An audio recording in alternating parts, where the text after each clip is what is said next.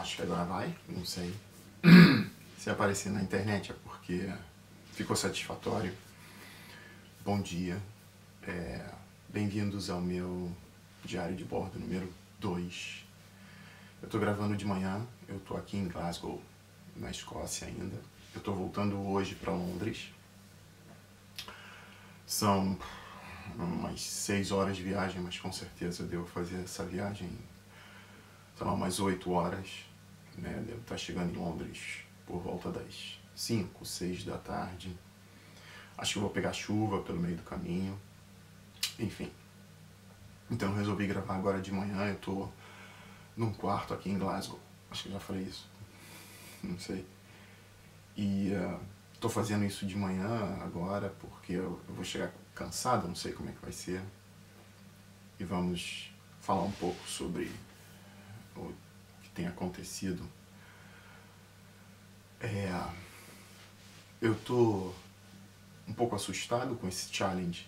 Eu tô no segundo dia, né, e tem mais 300 e tal pela frente. Esse vai ser um ano bastante movimentado para mim, dentro do que eu pretendo fazer, que é esse canal. Eu quero fazer outras coisas além desse canal, eu quero fazer alguns tutoriais, eu quero realmente botar em prática muita coisa que eu já vinha pensando. Tem que ter cuidado, né, para fazer as coisas com calma e bem feitas. Eu tenho meu trabalho normal.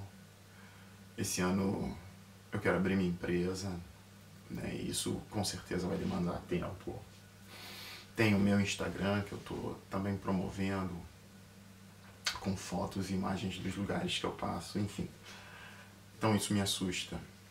E o que eu quero falar sobre isso, eu vinha dirigindo, quase eu falo em inglês, não foi ontem à noite, desculpa, não foi ontem à noite, foi antes de ontem à noite, e ventava muito, como eu falei, mas uma das coisas também que me chamou a atenção foi o medo. A gente não deve respeitar o medo, sim.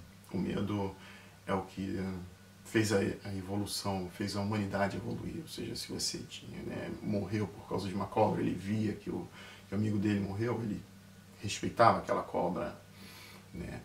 Então eu acho que o medo do leão, o medo fez com que, né, as tribos sobrevivessem, as pessoas sobrevivessem. O medo é importante, o medo existe, o medo faz parte da sobrevivência.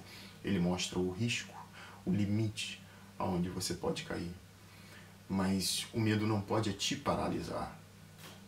Então eu tô com medo, né, disso tudo que vem aí pela frente. Medo, né, vai ser um grande desafio. Eu tô animado, né, assim como quando eu estava dirigindo, eu estava animado para tirar foto das estrelas, mas eu estava com medo de cair porque a moto sacudia muito. Então esse é o meu primeiro sentimento de hoje. Outra coisa que eu quero falar também muito brevemente. Ontem eu falei com uma amiga, ela tá com umas dificuldades no relacionamento, muito parecidas com a minha. E o que eu falei pra ela, né, e eu quero falar pra vocês, primeiro de tudo, a gente não tem controle sobre o outro. A gente não tem controle sobre a gente, foi o que eu falei no vídeo de ontem, que eu vou tentar botar aqui, mas eu não vou botar. Eu tô imitando o Emanuel. Enfim, é o vídeo de ontem, é só voltar um vídeo atrás. A gente não tem controle sobre a gente. Nós não conseguimos controlar, né, os nossos pensamentos, muita coisa que a gente faz em relação à nossa vida. Como é que a gente vai controlar o outro? Nós gostaríamos de ter esse controle, mas a vida é completamente imprevisível. E ela estava preocupada porque o que o namorado estaria fazendo, né, e ele terminou com ela porque chamou ela de paranoica e etc. Muito parecido com coisas que eu andava vivendo. E foi o que eu falei pra ela, falei assim mesmo: ele tem razão, assim como a pessoa que terminou comigo também tem razão, né? Só que o que eu quero dizer com isso é assim, o que ele vai fazer fora do convívio com ela não tem controle, ela não tem direito e é responsabilidade dele.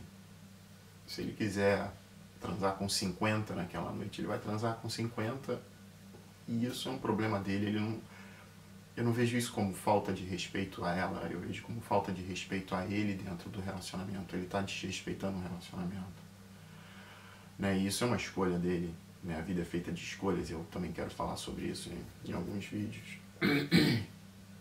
Então, primeiro ponto é: ou você tem paz de espírito para viver a sua vida e não se importar com o que acontece com os outros. E o segundo ponto que eu falei para ela em relação dele para com ela, né, ou em relação das pessoas, é dos buracos. Todos nós temos buracos, todos nós temos necessidades, né? E essas necessidades, de alguma forma, quando nós nos relacionamos, nós procuramos tapar esses buracos dentro da relação.